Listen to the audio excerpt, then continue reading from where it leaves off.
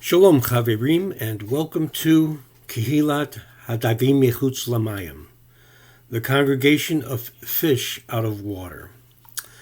Last week we studied about how God had promised David a kingdom, an eternal kingdom, and we saw somewhat of a conflation between his human posterity and the Mashiach, the Messiah. We saw that the kingdom was going to be eternal, and yet somehow God was going to he'd punish with a rod his posterity, which would commit a bad deed.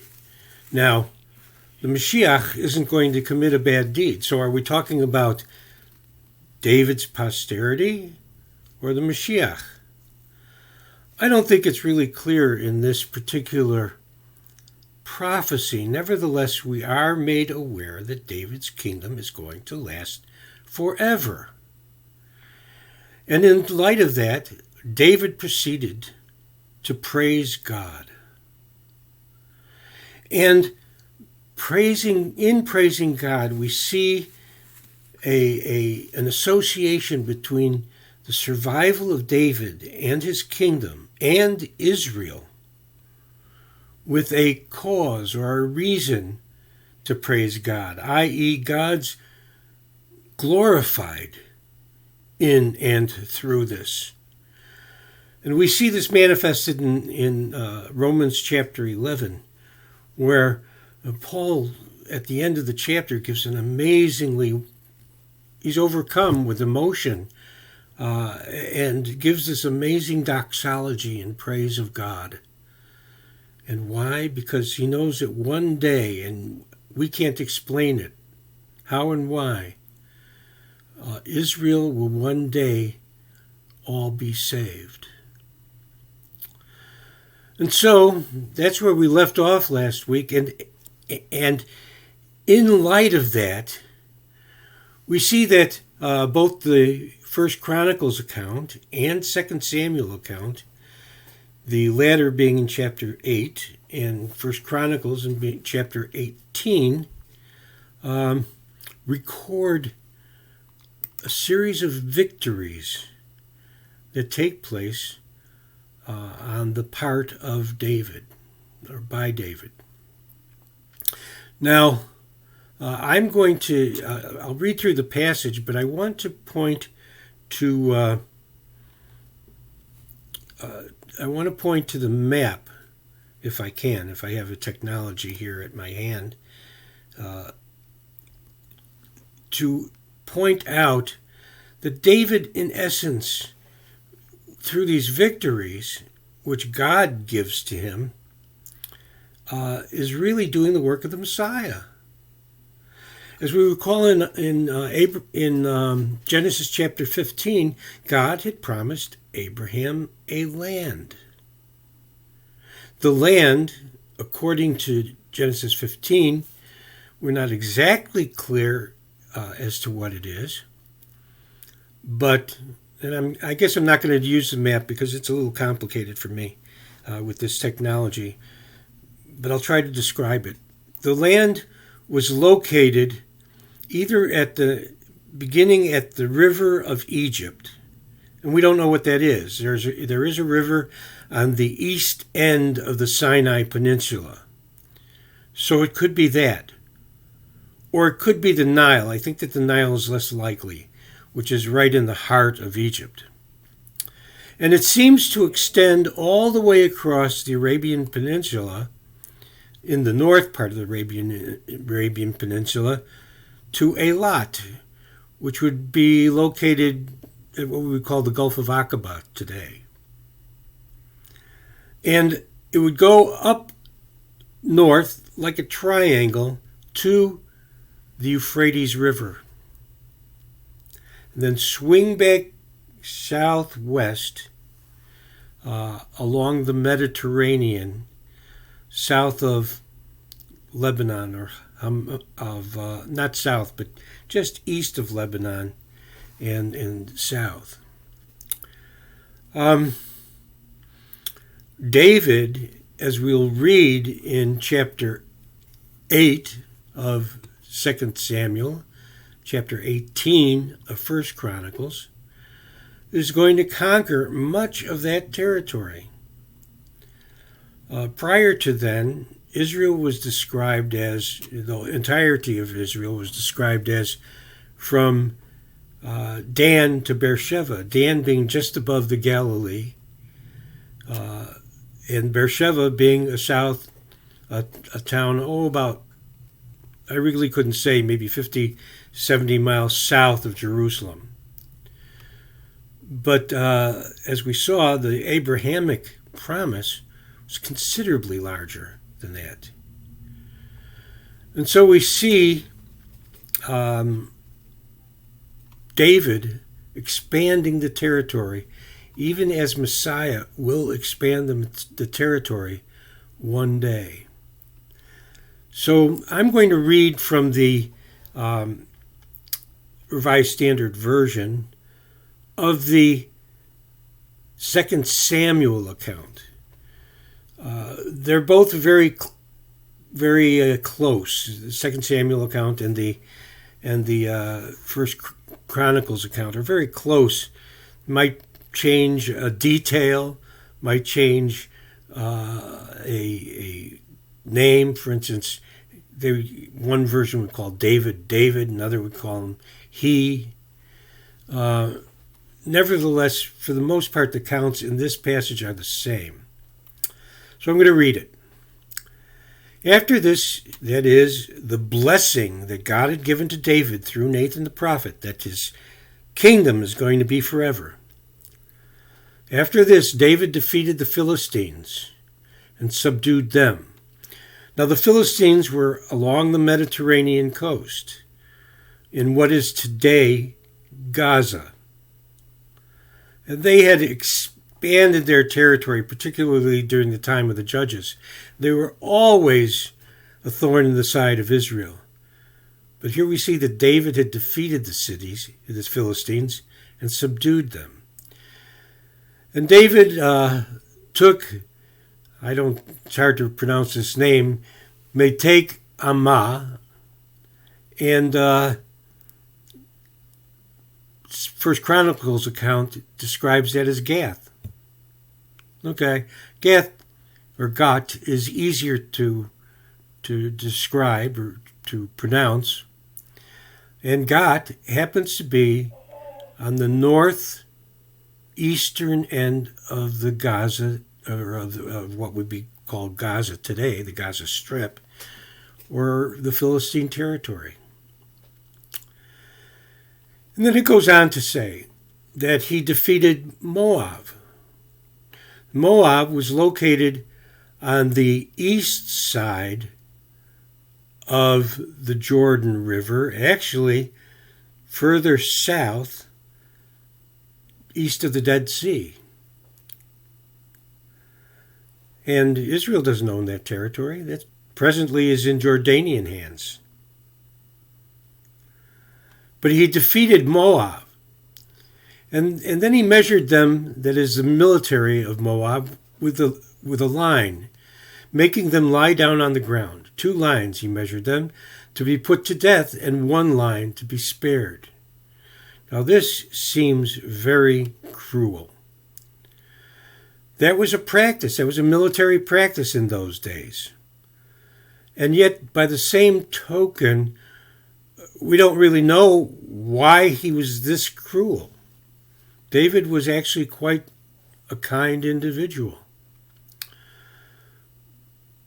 One bit of speculation is that David, well, first of all, David's ancestry was Moabite. Ruth, the Moabitess, joined Israel when, in the book of Ruth, she had left Moab with her mother-in-law, Naomi, to become a ger, a sojourner among the people of Israel. And then, of course, her ancestry, she had children, and her great-grandson, I believe it was, turned out to be King David. So again, why was David so hostile to the military of Moab? Another speculation may be that David had actually left his parents, and I believe his wives as well, with Moab while he was being chased, and attempts were made on his life by King Saul. And it could be that the Moabites had mistreated his parents. We don't know. That again we leave to speculation. Nevertheless, we see that David is absolutely vicious with the military of Moab. Certainly, this contributed to Moab's submission to him, and may very well have been a strategic military plan. David also defeated Hadadezer, the son of Rechab, king of Zobah. That's up north, up close to the Euphrates, as he went to restore his power. So the king of Zobah was restoring his power by the Euphrates, and David destroyed his army. Now we're going to read in more detail about this later on. At the river Euphrates, and David took from him 1,700 horsemen and 20,000 foot soldiers. And David hamstrung all the chariot horses, but left enough for 100 chariots. Now again, we see a very, very cruel act on David's part. This wouldn't go well with the PETA crew. But why would he do that? I can think of two reasons. One is that if he had left the horses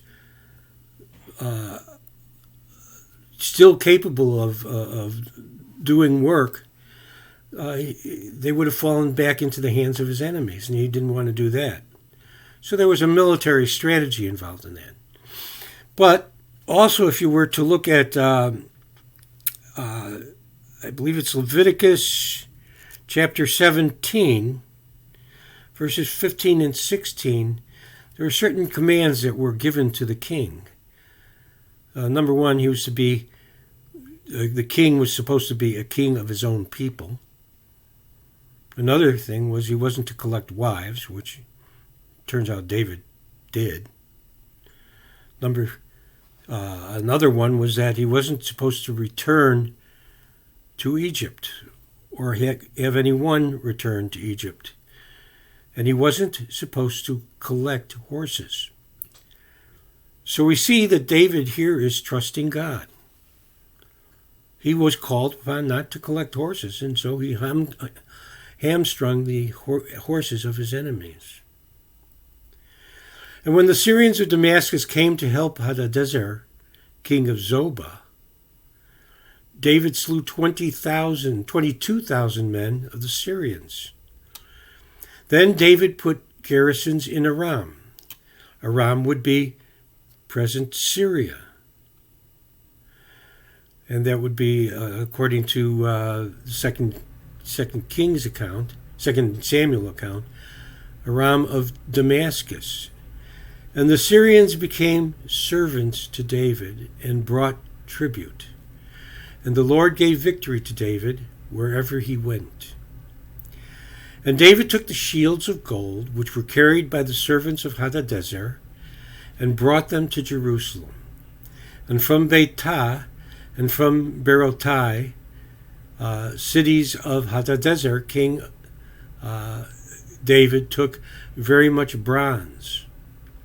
When Toi, king of Hamath, which is also located up north, but towards the west, adjacent to the Mediterranean, Uh, when Toi, king of Hamath, heard that David had defeated the whole army of Hadadezer, Toi sent his son Joram to King David to greet him and to congratulate him because he had fought against Hadadezer and defeated him. For Hadadezer had often been at war with Toi, and Joram brought with him articles of silver and of gold and of bronze. These also King David dedicated to the Lord, together with the silver and gold, which he dedicated from all the nations he subdued, from Edom, Moab. Edom is located, that's the descendants of Esau, who was also called Edom, south of the Dead Sea.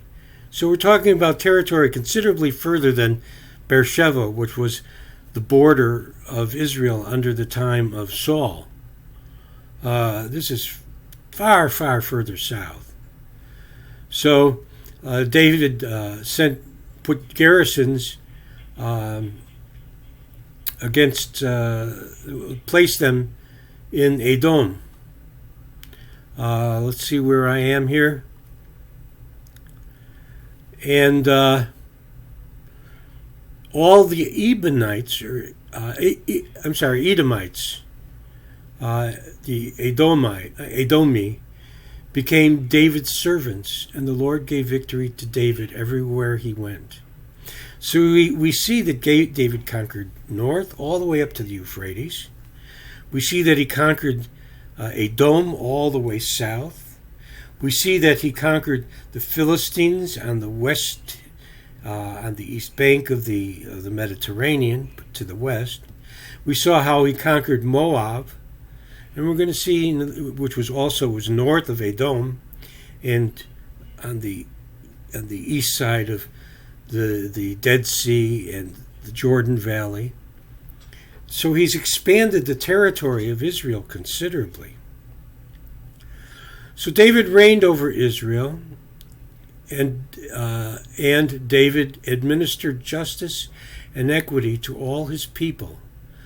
And Joab, the son of Zeruiah, was over the army. Now Zeruiah was David's sister, his half-sister. And so Joab was David's nephew, but he was commander of David's army. And Jehoshaphat, the son of Ahihud, was recorder. And the next verses basically give an outline of an organization that David had set up. He was now the king of an empire. And when I think of God, God is, we know, is everywhere. He's omnipresent. And yet, how is it that he could be omnipresent and at the same time sit on a throne? These are mysteries we don't know. And yet, he has servants. He has angels that minister. He has people who do his service. The animals do his bidding. He's an administrator as well. And when we look at the gifts of the Holy Spirit, we see that there is a gift called the gift of administration. And so God is, yes, he's everywhere, and yet he's also an administrator. And David practices this godly character by being an administrator. Now, in contrast to the way that David treated his enemies in the case of Moab and the case of the horses of Zobah, we see David demonstrating kindness. We're going to take a look at chapter 9.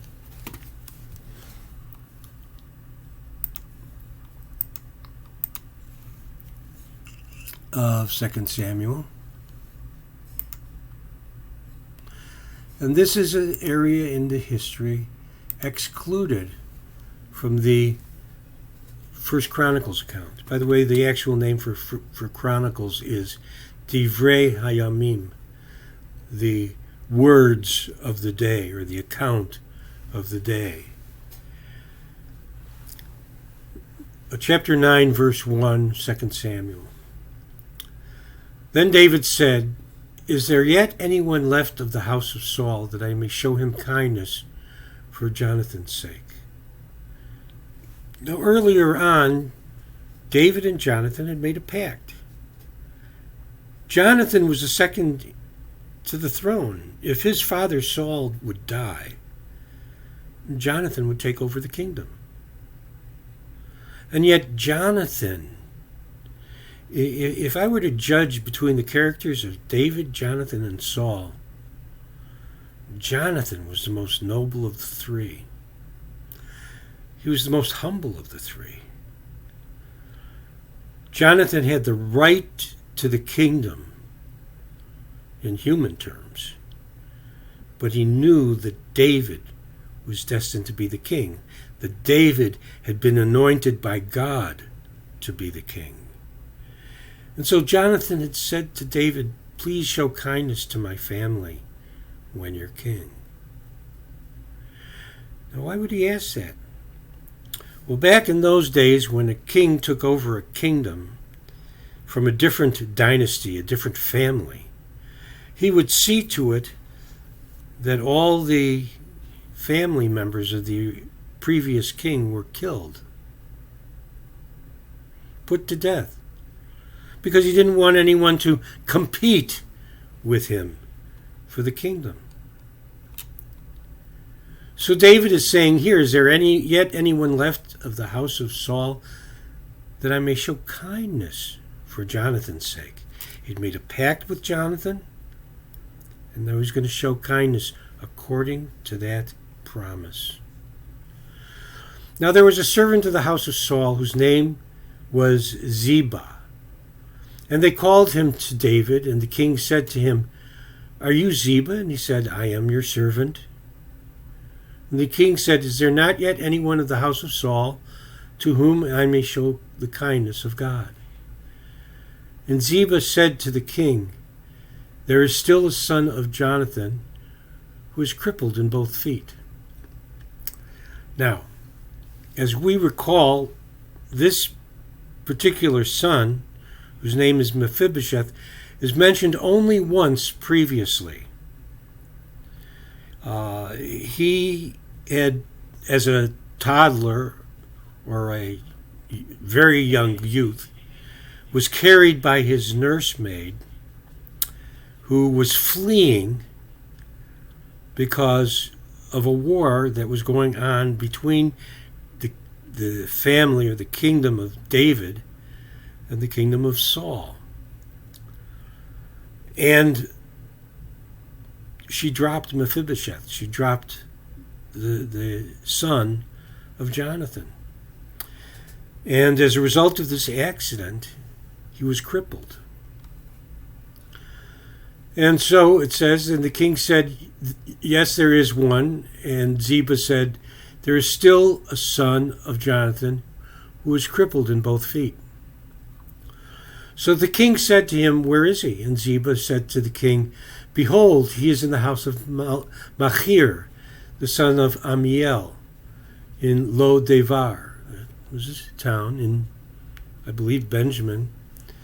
Now Machir, although he is from the family of Saul, initially a rival of King David, nevertheless proves to be very faithful later on to David.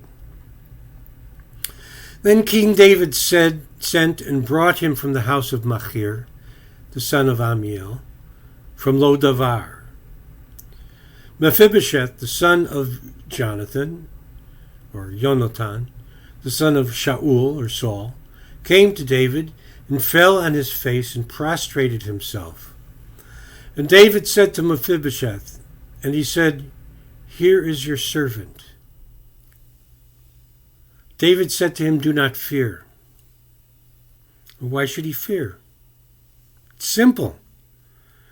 He was the grandson of a former king, and kings would kill the descendants of any kingdom because they were afraid that said king would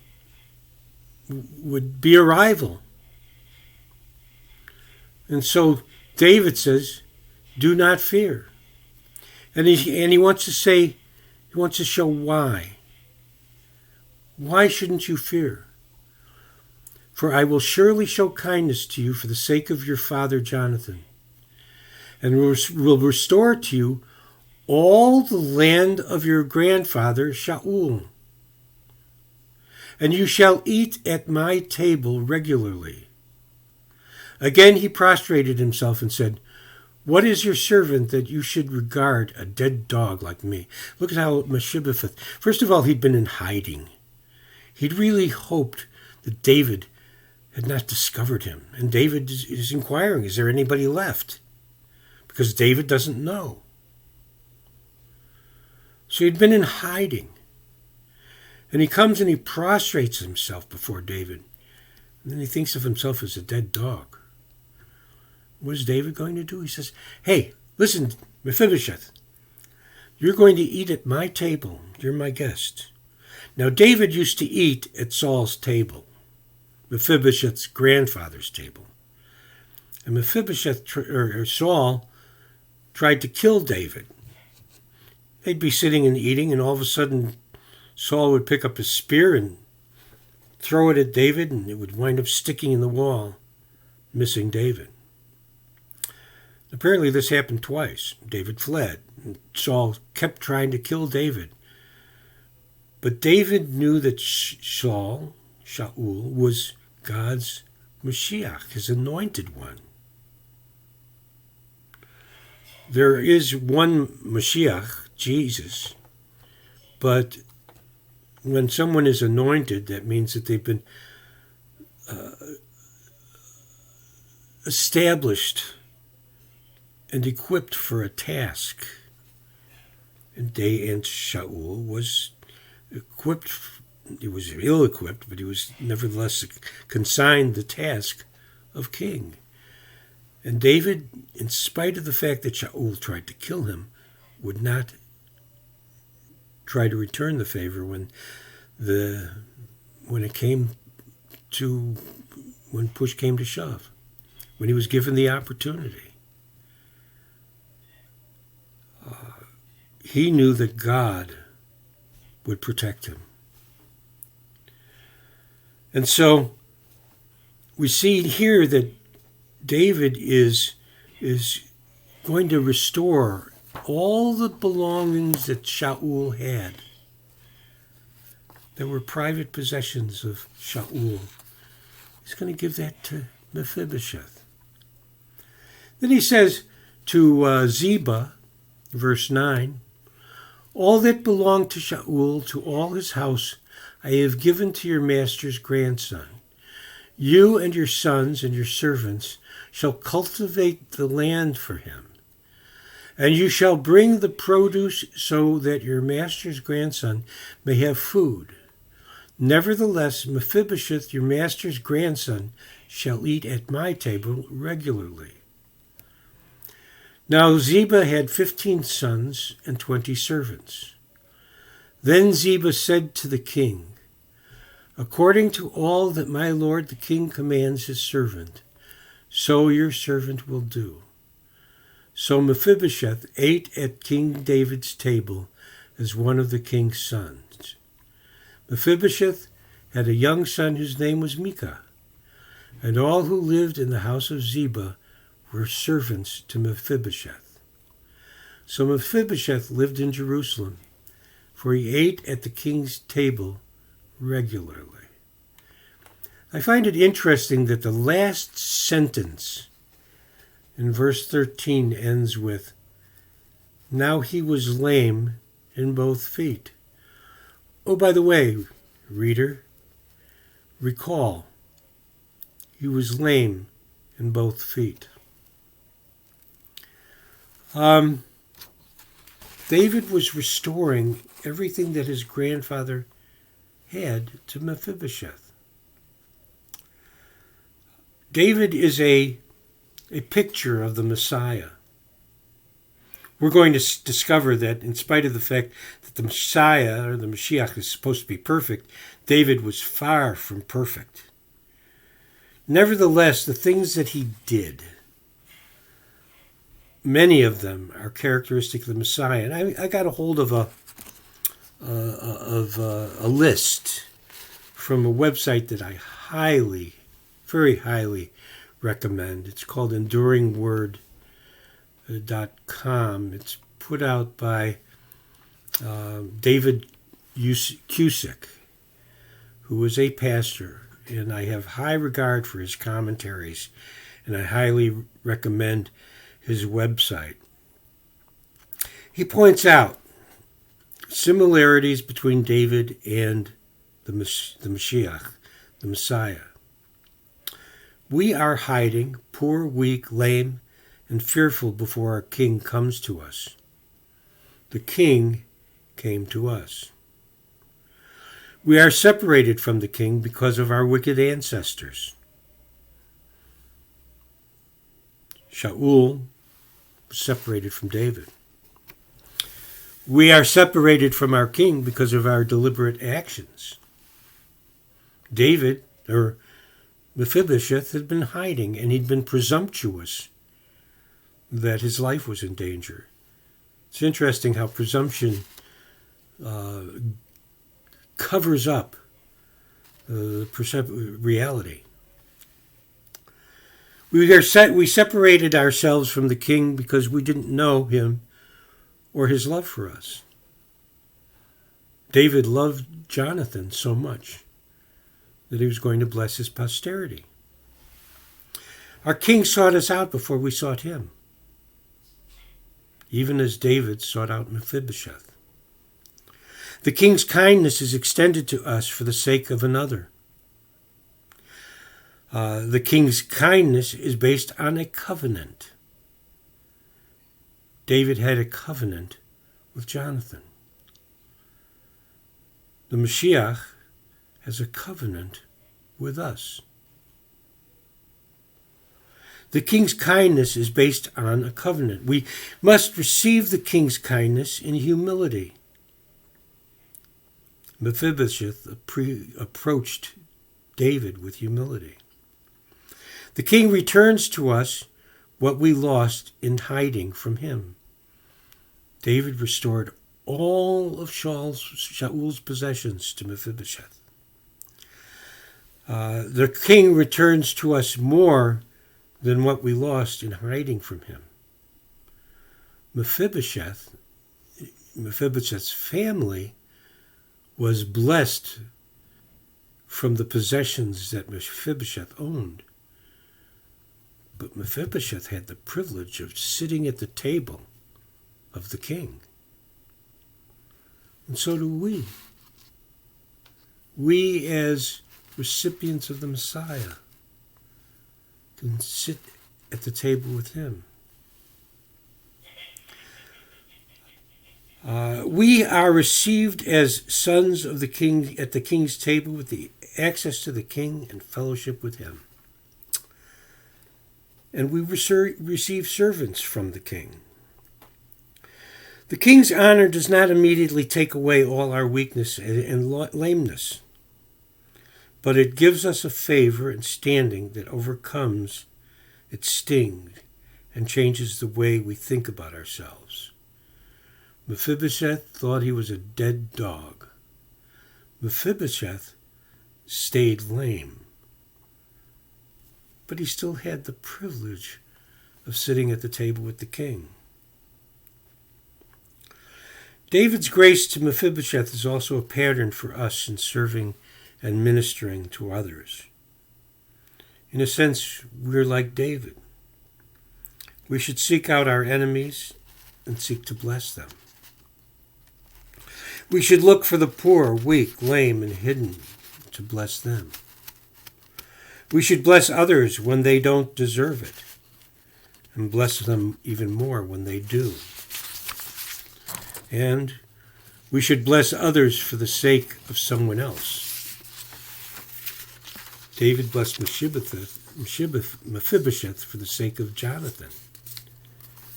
We need to bless others for the sake of the reputation of the King Jesus. And we must show the kindness of God to others.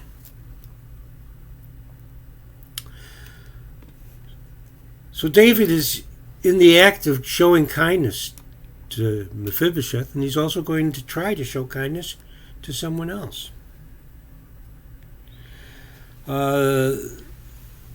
Earlier on in 1 Samuel, we read about Saul, who fought against the Ammonites. The Ammonites had invaded or laid siege to a town in Gilead on the east side of the Jordan River. And they were embarrassing Israel, saying, "We'll blind you. If you want to make a covenant with us, then you have to let us put out your right eye."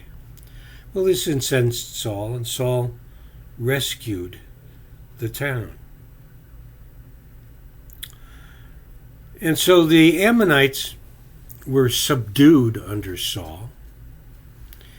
And the king of the Ammonites was a man by the name of Nachash, which means snake or serpent. And that's exactly the same word as that creature that met the man and the woman in the Garden of Eden. He was a Nachash. And that's why we could actually say that this character, Nachash, had tried to belittle or insult the people of God. You want to make a treaty with us? Let us, pluck out your right eye. And the people of that town were willing to do it. And the king wasn't going to allow that. Shaul wasn't going to allow that. So they defeated Nachash. And yet, here we see that Nachash has died. And King David decides he wants to show kindness to Hanun, the son of Nachash, after Nachash had died.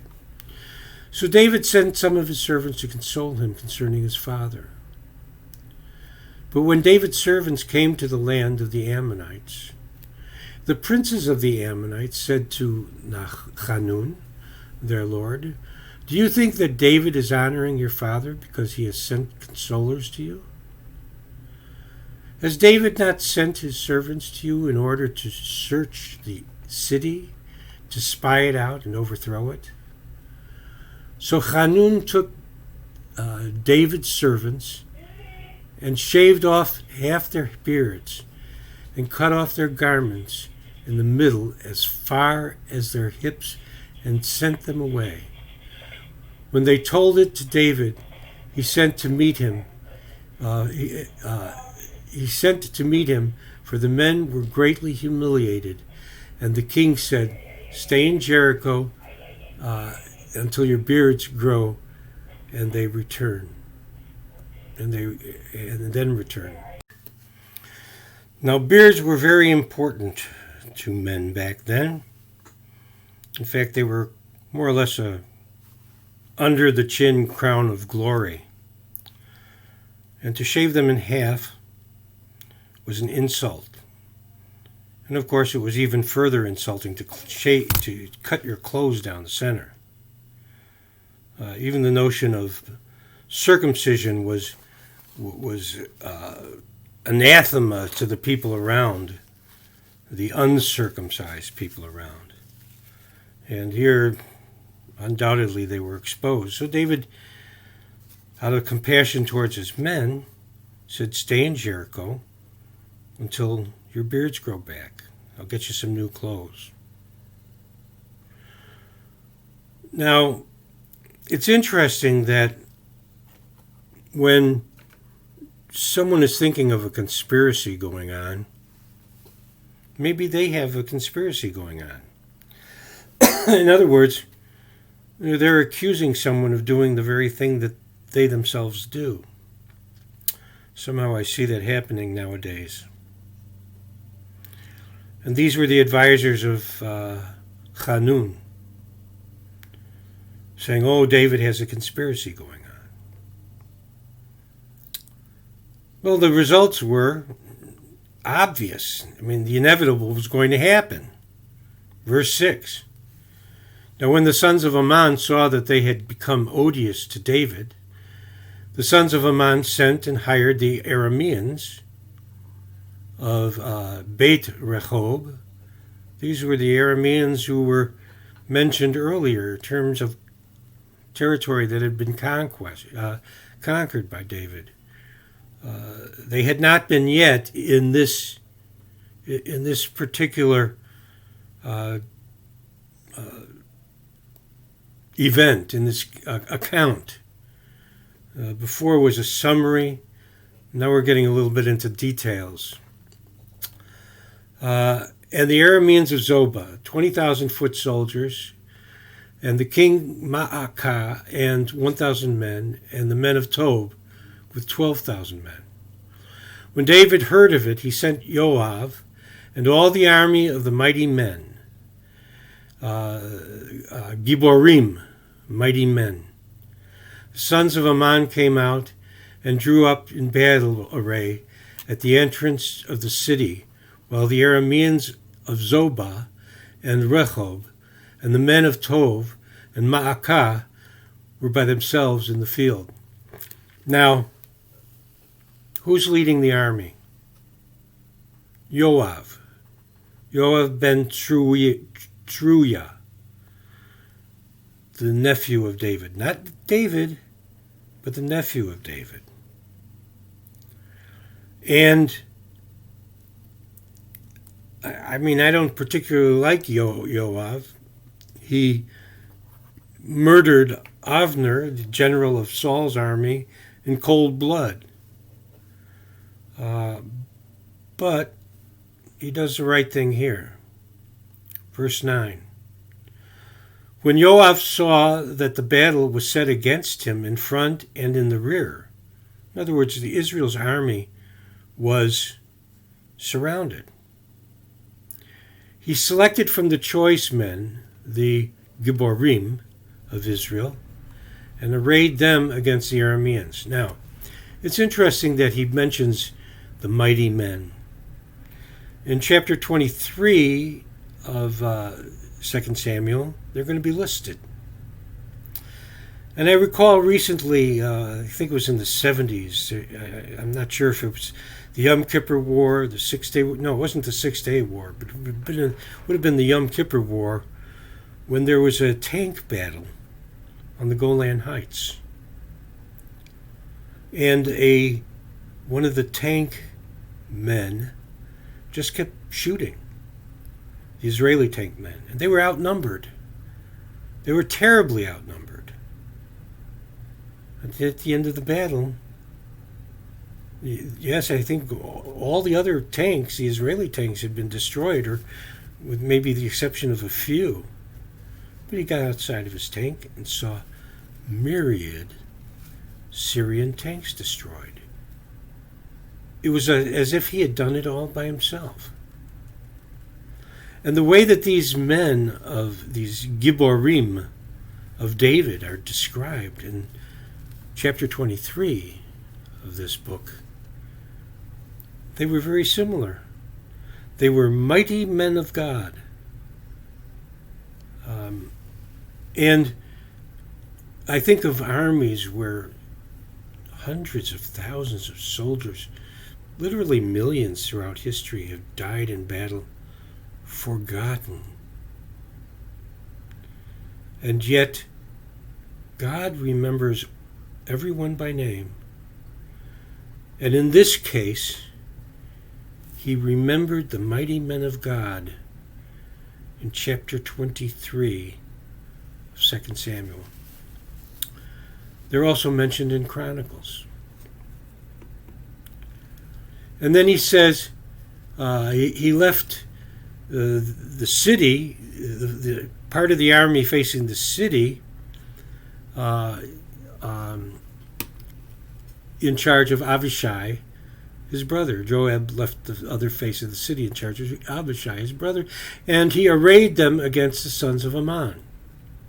So you have the army of Israel looking in two different directions, one facing the Arameans, one facing the Ammonites. And he said, if the Arameans are too strong for me, then you shall help me. But if the sons of Ammon are too strong for you, then I will come to help you.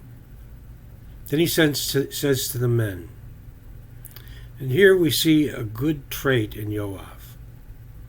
Be strong, and let us show ourselves courageous for the sake of our people and for the cities of our God. And may the Lord do what is good in his sight.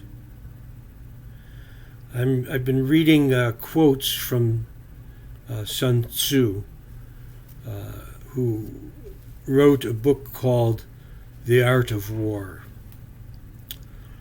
And he said, leave a way of escape for the enemy.